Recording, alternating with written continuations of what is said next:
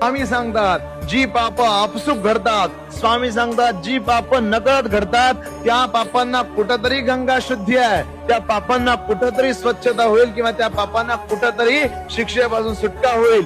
पण जी पाप जाणून बुजून केली जातात, जी पाप उद्देश पूर्ण केली जातात, त्याला कुठल्याही शास्त्रात प्रायश्चित्त नाही आहे, त्याला कुठल्याही शास्त्रामध्ये गंगा शुद्धी नाही आहे. लक्षात ठेवा, भगवंतानं सांगितलेल्या मार्गतत्वांवर चालत असताना आपल्याकडून जाणून बुजून कुठल्या तरी गोष्टी होणं आणि नकळत होणं या दोन्ही गोष्टीमध्ये फार फरक आहे.